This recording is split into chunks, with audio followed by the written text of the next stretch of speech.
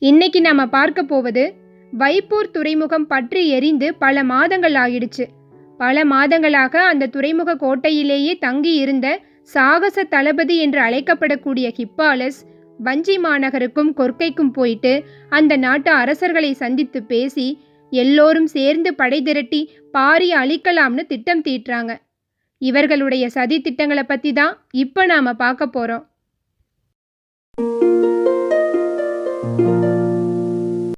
யவனத்தின் சாகச தளபதி ஹிப்பாலஸ் வஞ்சி மாநகரத்தில் வந்திறங்கினான்.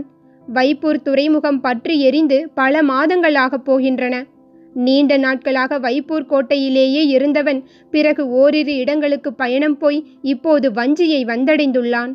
அவனோடு எபிரஸ், திரேஷியன், கால்பா, பிலிப் ஆகிய யவன மாலுமிகள் வந்துள்ளனர். பெருவணிகன் வெஸ்பானியன் தலைமையில் யவனத்திலிருந்து 6 நாவாய்களில் பாண்டிய இளவரசனின் மணவிழாவுக்கு புறப்பட்டனர் யவனர்கள். மீனாள் என்று யவனத்தில் எழுதப்பட்ட யானை வடிவம் தாங்கிய நாற்சதுர நாணயத்தோடும் எண்ணற்ற பரிசு பொருட்களோடும் பாண்டிய நாட்டில் வந்திறங்கினர். இந்த பெருஞ்சிறப்பு தமிழ் நிலத்தில் எந்த மன்னனுக்கும் தரப்பட்டதில்லை. அதற்கு காரணம் யவன வணிகத்தில் முதலிடத்தை பிடித்துள்ள பாண்டிய நாட்டு முத்துக்கள். அதன் பொருட்டே யவன பெருவணிகன் வெஸ்பானியனும் அரச பிரதிநிதிகளும் துறைமுக பொறுப்பாளர்களும் வருகை புரிந்தனர். இவர்கள் வருகை புரிந்த 6 நாவாய்களும் வைகை ஆற்றில் சாம்பலாக கரைந்தன. வெஸ்பானியன் நெருப்பிலே மாண்டான். வேதனைகளையும் இழப்புகளையும் தாங்க முடியவில்லை. கடக்க முடியாத துயரங்களை கடக்க வழியின்றி நாட்கணக்கில் குடித்தான் ஹிப்பாலஸ். கம்பீரமிக்க தனது நாவாய் எரிந்தபடியே மூழ்கிய காட்சி அவன் கண்களை விட்டு எளிதில் அகல மறுத்தது. எல்லோரையும் போல இது விபத்து என்றுதான் அவனும் முதலில் நினைத்தான். ஆனால் பிறகுதான் செய்தி தெரிய வந்தது, பரம்பு வீரர்கள் பற்ற வைத்த நெருப்பு என்று. ஆனாலும் காரணம் எளிதில் புரிந்து கொள்ள முடியாததாக இருந்தது. சேர அரசுகளான குடநாட்டுக்கும் குட்ட நாட்டுக்கும் பரம்போடு பன்னெடுங்கால பகை இருக்கிறது. பாண்டியனோடு எந்த பகையும் பரம்புக்கு இல்லையே, பிறகு ஏன் பரம்பு வீரர்கள் இந்த கொடுஞ்செயலை செய்ய வேண்டும் என்பது விளங்கிக் கொள்ள முடியாததாக இருந்தது. காரணம் அறியாமல் வைப்பூர் கோட்டையை விட்டு வெளியேறுவதில்லை என்ற முடிவோடு இருந்தான் ஹிப்பாலஸ். செய்திகள் எல்லா முனைகளிலிருந்தும் ஹிப்பாலஸுக்கு வந்து கொண்டிருந்தன.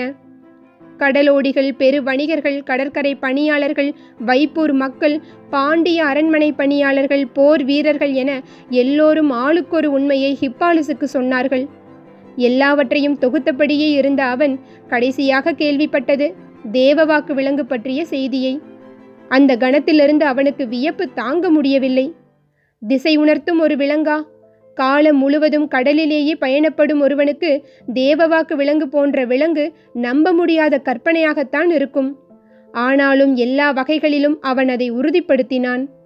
குலசேகர பாண்டியன் அந்த விலங்கை கைப்பற்ற பரம்புக்கு திரையர்களை அனுப்பி வைத்ததை அமைச்சர்கள் மூலமே தெரிந்து கொண்டான். திரையர்களோடு பரம்பு வீரர்கள் உடன் வந்துதான் இந்த தாக்குதலை நடத்தியுள்ளனர்.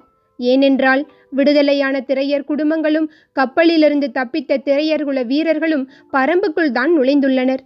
எனவே எல்லாம் பாரியின் செயல்தான் என்பதை குலசேகர பாண்டியன் உறுதி செய்துள்ளான் என்பது வரை ஹிப்பாலஸுக்கு தெரிய வந்தது. ஆனாலும் அந்த விலங்கை பார்க்காமல் அவனால் நம்ப முடியவில்லை. அந்த விலங்குகள் எல்லாம் பரம்பு வீரர்களால் மீட்கப்பட்டு விட்டதாகவும் மிஞ்சிய சில நெருப்பிலே எரிந்து விட்டதாகவும் சொன்னார்கள். 1-2 எஞ்சியிருக்காதா என்று ஹிப்பாலஸ் தொடர்ந்து முயன்றான். அவன் முயற்சி வீண் போகவில்லை. வைப்பூர் துறையில் நெருப்பு பற்றுவதற்கு முன்னரே 2 களங்கள் துறையை விட்டு வெளியேறியுள்ளன. இரளித்தீவுக்கும் தெங்கின் தீவுக்கும் பயணமான அவை 2லும் தேவவாக்கு விலங்குகள் இருந்திருக்கின்றன. சூழ்கடல் முதுவன் யாரும் அறியாதபடி நள்ளிரவுக்கு முன்னதாகவே அந்த களங்களை வெளியேற்றியுள்ளான் என்பதை ஹிப்பாலஸ் அறிந்தான். எப்படியாவது அந்த களங்களில் உள்ள தேவவாக்கு விலங்குகளை பார்த்துவிட வேண்டும் என்று பெருமுயற்சி செய்தான். வைப்பூரிலிருந்து கொர்க்கைக்கு வந்தவன் சிறிய வடிவிலான வங்கத்தை எடுத்துக்கொண்டு இரளித்தீவுக்கு புறப்பட்டான். அங்கு போய் சூழ்கடல் முதுவனுக்கு நம்பகமான வணிக தோழனிடம் அதிகப்படியான விலை பேசி தேவவாக்கு விலங்கை கைப்பற்றினான். அதை பார்த்த கணத்திலிருந்து இப்போது வரை அவனது வியப்பு நீங்கவில்லை. கடலின் எல்லாவித ஆபத்துகளையும் நீக்கும் தேவதை இது என அவன் தேவவாக்கு விலங்கை வர்ணித்தான். இப்படி ஒரு விலங்கு இருக்கும் செய்தி யவனத்தை எட்டுமானால் உலகெங்கும் இருக்கும் கடல் வணிகர்கள் அனைவரும் பாண்டிய நாட்டை முற்றுகையிடத் தொடங்கிவிடுவர். மற்றவர்கள் அறியும் முன்பு இந்த விலங்கை நாம் கைப்பற்ற வேண்டும் என்ற முடிவுக்கு வந்தான் ஹிப்பாலஸ். இரளித்தீவிலிருந்து மீண்டும் கொற்கைக்கு திரும்பிய அவன் நேராக மதுரைக்கு சென்றான். குலசேகர பாண்டியனை கண்டு பேசிவிட்டுதான் இப்போது வஞ்சி மாநகருக்கு வந்துள்ளான். அவனது வருகை உதியஞ்சேரலுக்கு தெரிவிக்கப்பட்டது. யவனத்தின் பெருமைமிகு வணிகர்களும் கடல் பயண சாகச தளபதிகளும் வந்துள்ளதை மகிழ்வோடு வரவேற்றான் உதியஞ்சேரல். அவனுடைய உற்சாகத்துக்கு இப்போது கூடுதல் முக்கியத்துவம் இருந்தது. வணிக போட்டியில் சேரனின் மிளகை பாண்டியனின் முத்து கடந்து முன் சென்று விட்டது. எனவே யவன வணிகர்களின் முதல் மரியாதை பாண்டியனை நோக்கியே கடந்த சில ஆண்டுகளாக இருப்பதை அனைவரும் அறிவர். அதன் பொருட்டே பாண்டிய இளவரசனின் மன விழாவுக்கு யவனத்திலிருந்து சிறப்பு ஏற்பாட்டோடு பலரும் வந்து பங்கெடுத்தனர். ஆனால் வைப்பூரில் பற்றிய தீயால் யவன வணிகர்களுக்கு பேரிழப்பு ஏற்பட்டுள்ளது. பாண்டியனின் நற்பெயரில் அழிக்க முடியாத கரும்புகை படிந்துவிட்டது. வைப்பூரில் ஏற்பட்ட இழப்பிலிருந்து எந்த ஒரு வணிகனும் எளிதில் மீண்டுவிட முடியாது. பாண்டியனால் ஏற்பட்ட கசப்பையும் கண்ணீரையும் கடலோடிகளால் எளிதில் கடந்துவிட முடியாது. நெருப்பின் சூட்டை கடல் மறக்க நீண்ட காலமாகும். அதுவரை வஞ்சி நகரே வணிகத்தின் தலைவாசலாக இருக்கும் என்று கணித்தான் உதியஞ்சேரல். வைப்பூரில் பற்றிய நெருப்பு பாண்டிய பேரரசுக்கு பெருங்கலக்கத்தை உருவாக்கியது உண்மைதான். அதனால் யவன வணிகர்கள் கடும் சினம் கொண்டிருந்ததும் உண்மைதான். ஆனால் இரளித்தீவுக்கு போய் தேவவாக்கு விலங்கை ஹிப்பாலஸ் நேரில் பார்த்த பிறகு நிலைமை தலைகீழாக மாறிவிட்டது. அதனால் தான் அவன் மீண்டும் கொற்கைக்கு திரும்பினான். மதுரைக்கு போய் குலசேகர பாண்டியனை கண்டான். கடுங்குற்றச்சாட்டை பகிர்ந்து கொள்வதற்காகவே அவன் திரும்பி வந்திருப்பதாக குலசேகர பாண்டியன் நினைத்தார். ஆனால் ஹிப்பாலஸ் தங்களை கண்டு நன்றி சொல்லவே வந்தேன் என்றான். பேரரசருக்கு விளங்கவில்லை. காலம் முழுவதும் கடலிலேயே வாழ்வை கழிக்கும் கடல் மனிதன் நான். திசை அறியும் ஆற்றல் கொண்ட விலங்கு ஒன்று இருக்கிறது என்பதை கண்டறிந்ததற்காகவே உங்களை கண்டு நன்றி சொல்ல வந்தேன். பாண்டிய நாட்டு வானியல் அறிஞர்களின் ஆற்றல் பற்றி நிறையவே கேள்விப்பட்டுள்ளேன். எமது நாட்டின் மூத்த அறிஞர்கள் பாண்டியர்களை பற்றி எண்ணற்ற குறிப்புகளை எழுதி வைத்துள்ளனர். நாட்டை 365 பாகங்களாக பிரித்து நாள்தோறும் ஒவ்வொரு பாகத்தில் குடியிருப்பவர்கள் அரசுக்கு திரை கட்ட வேண்டும் என்று விதி செய்தவர்கள் பாண்டியர்கள். பல தலைமுறைக்கு முன்பே ஆண்டை நாட்கணக்கில் துல்லியமாக பகுத்து அதை நிர்வாகத்தோடு இணைத்த அறிவு பாண்டியர்களுடையது என எழுதி வைத்துள்ளனர். உங்களின் வானியல் ஆற்றலை நாங்கள் கேள்விப்பட்டுள்ளோம். ஆனால் திசை காட்டும் விலங்கொன்று இருக்கிறது என்பதை கண்டறிந்த உங்களின் பேரறிவுக்கு எங்களின் மரியாதையை செலுத்துகிறோம். நீங்கள் கண்டறிந்தது மகத்தான ஒன்று. கடல் இருக்கும் வரை இந்த கண்டுபிடிப்புக்காக பாண்டிய பேரரசின் புகழை உலகம் பாடும் என்றான் ஹிப்பாலஸ். அவமான உணர்வால் துவண்டு போயிருந்த குலசேகர பாண்டியனுக்கு மீண்டும் புத்துணர்வு ஊட்டுவதாக இருந்தது ஹிப்பாலஸின் பேச்சு. பரம்பின் மீதான பழிவாங்கும் உணர்வு கொழுந்துவிட்டு எரிந்து கொண்டிருந்த நேரத்தில் அதற்கு இன்னொரு பரிணாமத்தை ஹிப்பாலஸ் வழங்கினான். நீண்ட நெடுங்காலமாக தமிழ் நிலத்துக்கும் யவனத்துக்கும் இடையில் கடல் வணிகம் நடந்து வருகிறது. நுரைதள்ளும் கரைவழி பயணமாக இரு நிலத்து கடலோடிகளும் பல தலைமுறைகளை கழித்து விட்டனர். 2 நாகரிகங்களும் எண்ணற்றவற்றை பரிமாறிக் கொண்டிருக்கின்றன. ஆனால் இந்த 2 நிலப்பரப்புகளில் இருப்பவர்களும் கண்டு பெரிதும் வியக்கும் கண்டுபிடிப்பாக தேவவாக்கு விலங்கு இருக்கிறது. சாகச தளபதி என்று உலகெங்கும் பெயர் பெற்ற ஹிப்பாலஸ் தனது மிகப்பெரிய நாவாய் எரிந்த துயரை கடந்து கண்டறியப்பட்ட தேவவாக்கு விலங்குக்காக தன்னை வணங்கி நிற்கிறான் என்றால் அது எளிதான ஒன்றல்ல. ஹிப்பாலஸும் குலசேகர பாண்டியனும் அடுத்து நடக்க வேண்டியவற்றை பற்றி நிறைய பேசினர். அதன் தொடர்ச்சியாகத்தான் இப்போது உதியஞ்சேரலை பார்க்க வந்துள்ளான் ஹிப்பாலஸ். பரம்பின் மீதான உதியஞ்சேரலின் போர் திட்டங்களை பற்றிதான் அவன் உரையாடினான். ஹிப்பாலஸுடன் எப்பிரஸ் திரேஷியன் இருந்தனர். குடநாட்டு அமைச்சன் கோளூர் சாத்தன் கொல்லிக்காட்டு விதையை பெற்றுத்தருவதாக கூறி பரம்புக்கு சென்று பாரியிடம் வணிகம் பேசியதையும் அதன் பொருட்டு கை துண்டிக்கப்பட்டதையும் கூறிய அவர்கள் குடநாட்டினர் இப்போது உதியஞ்சேரலோடு இணைந்து பரம்புக்கு எதிராக செய்யும் முயற்சியையும் பகிர்ந்து கொண்டனர். யவனர்கள் இங்கு நிகழும் எல்லாவற்றையும் அறிந்து வைத்துள்ளது உதியனுக்கு வியப்பளிக்கும் ஒன்றாக இல்லை. பல தலைமுறைகளாக செழித்தோங்கியிருக்கும் வணிகம் அரசியலுக்குள் ஆழமான வேர்களை செலுத்தியிருக்கும் என்பதை அவன் அறிவான். ஆனால் பாரியை எப்படியாவது வீழ்த்த வேண்டும் என்று நீண்ட நெடுங்காலமாக சிந்தித்து செயல்பட்டு கொண்டிருப்பது குட்டநாடு. உதியஞ்சேரலின் தந்தையான செம்மாஞ்சேரலை கொன்று அழித்தவன் பாரி. அதற்கு பலகாலத்துக்கு முன்பே பகை தொடங்கிவிட்டது. உதியஞ்சேரல் பட்டமேற்ற பிறகு பல்வேறு முயற்சிகளை தொடர்ந்து மேற்கொண்டு வருகிறான். அவனோடு முரண்பட்டு விலகியிருந்த குடநாட்டு வேந்தன் குடர்கோவும் இப்போது இணைந்து செயல்பட முன்வந்துள்ளான். இது சூழலை மிகவும் ஏதுவாக மாற்றியுள்ளது என்று உதயஞ்சேரல் எண்ணிக்கொண்டிருக்கும் போதுதான் வைப்போரின் மீதான பாரியின் தாக்குதல் நடந்துள்ளது. எதிரிகளின் எண்ணிக்கையை பாரி போதுமான அளவுக்கு அதிகப்படுத்தி கொண்டான். இதைவிட நல்ல காலம் இனி வாய்க்காது என்று உதயன் நினைத்து கொண்டிருந்த போதுதான் ஹிப்பாலஸ் வந்து சேர்ந்துள்ளான். பேரி ஆற்றங்கரையின் நெடுவுயர் மன்றத்தில் நடந்தபடியே இருவரும் பேசிக் கொண்டிருந்தனர். மதுரையில் வைகையின் தென்கரை படித்துறையில் இருந்த நிலை மாடத்தில் தனித்திருந்தார் குலசேகர பாண்டியன். பொழுது கவிய காத்திருந்தது. ஆற்றங்கரை எங்கும் கூடு திரும்பும் பறவைகளின் கீச்சொலி கேட்டுக்கொண்டிருந்தது. வைகை சீற்றமின்றி ஓடிக்கொண்டிருந்தது. ஆனால் குலசேகர பாண்டியனின் எண்ண ஓட்டம் அப்படி இல்லை. அது கட்டுக்கடங்காமலே இருந்தது. நீண்ட நெடும் அரசியல் அனுபவம் அவருடைய எண்ணங்களை வழிநடத்த முடியாமல் திணறியது. அவர் சிறிது நேரம் நடப்பதும் பிறகு உட்காருவதும் உட்கார்ந்த உடனே எழுந்து நடப்பதுமாக இருந்தார். தொலைவில் காவல் வீரர்கள் நின்று கொண்டிருந்தனர். அவர்களை கடந்தே முசுகுந்தரும் மற்றவர்களும் நின்று கொண்டிருந்தனர். யாரும் நெருங்க முடியா சீற்றம் கொண்டிருந்தார் பேரரசர். ஓடும் வைகை மூழ்கும் களங்களை கண்களுக்கு காட்டி காட்டி மறைத்து கொண்டிருந்தது. அவர் தனிமையில் சிந்திக்கவும் ஓய்வெடுக்கவும் எவ்வளவோ இடங்கள் உண்டு.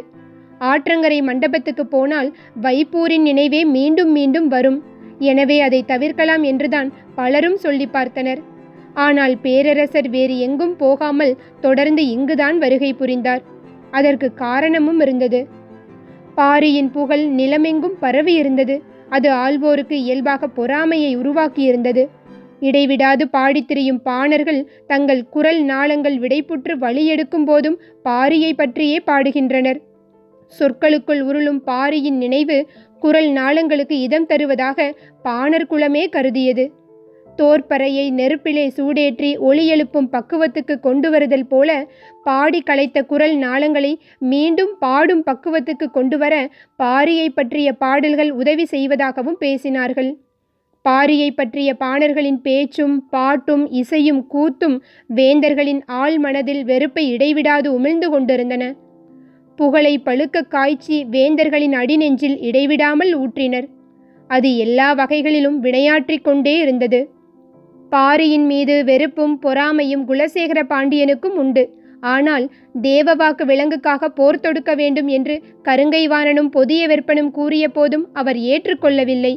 காரணம், பொறாமையும் வெறுப்பும் மனித மனத்தை குறைந்த அளவே இயக்கும் ஆற்றல் கொண்டவை. பகை மட்டும்தான் அளவற்ற வெறிகொண்டு மனதை இயக்கும் ஆற்றல் கொண்டது. பாண்டிய நாட்டுக்கு பரம்பின் மீது பகை உருவாகவே இல்லை. அதன் பொருட்டே குலசேகர பாண்டியன் போர் தொடுக்கும் திட்டத்துக்கு ஒப்புதல் வழங்கவில்லை.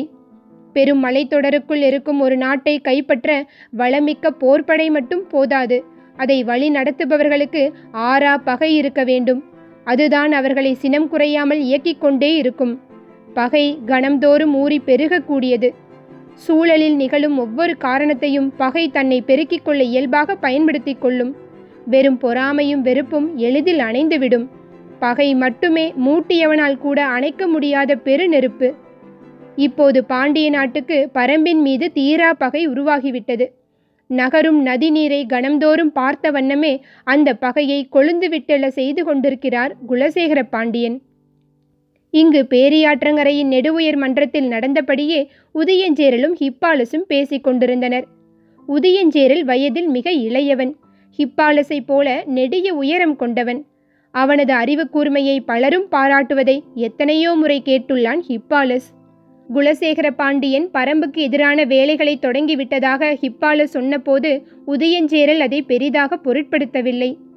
சிற்றலைகள் எழுந்தபடி இருந்த பேரியாற்றின் கரையில் கண்களை அங்குமிங்குமாக ஓடவிட்டவாறு உதயஞ்சேரல் சொன்னான், பகைமை கொண்டு இயங்குபவன் விரைவில் வலிமை இழப்பான். பகை சினத்தை மட்டுமே வளர்த்தெடுக்கும். போருக்கு தேவை சினமன்று, ஆனால் இதை தவிர மற்ற எல்லாவற்றையும் பகை பின்னுக்கு தள்ளிவிடும். எனவே பாண்டியன் இப்போது எடுக்கும் முடிவால் பரம்புக்கு எந்த ஆபத்தும் நிகழப்போவதில்லை. உதயஞ்சேரலின் உரை கேட்டு அதிர்ச்சியானான் ஹிப்பாலஸ். பறந்து வந்த மீன் கொத்தி ஒன்று சட்டென மீனை கொத்தி தூக்கியதை பார்த்தபடி உதயஞ்சேரல் சொன்னான், தேவவாக்கு விலங்கின் ஆற்றலை கண்டறிந்தது பாண்டியனின் அறிவு கூர்மையை காட்டுகிறது.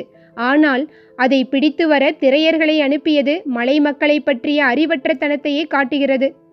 ஹிப்பாலஸ் புரியாமல் விழித்தான். நீருக்குள் இருக்கும் மீனை நீரை விட்டு வெளியில் இருக்கும் ஒரு உயிரினம் வேட்டையாடுவதைப் போல சவால் நிறைந்தது வேறில்லை. நீரின் மேற்பரப்பில் நீந்தி கொண்டிருக்கும் மீன் கொத்தியின் அலகை தாண்டிய ஆழத்துக்கு போகும் முன் காற்றை கிழித்து கீழிறங்கி வர வேண்டும். அப்படியென்றால் எவ்வளவு துல்லியமான கணிப்பு தேவை! பார்வையின் கூர்மை, சிறகு அசைக்கும் வேகம், கொத்தி தூக்கும் அலகின் துடிப்பு எல்லாம் ஒருங்கிணைய வேண்டும்.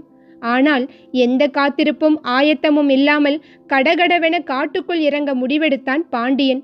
அவனது அறியாமை எல்லையற்றது என்றான் உதியஞ்சேரல். வயதில் மிக மூத்தவரான பேரரசர் குலசேகர பாண்டியனின் அரசியல் நடவடிக்கையை சொற்களால் இடித்து தள்ளினான் உதியஞ்சேரல். ஹிப்பாலஸுக்கு என்ன சொல்வதென தெரியவில்லை.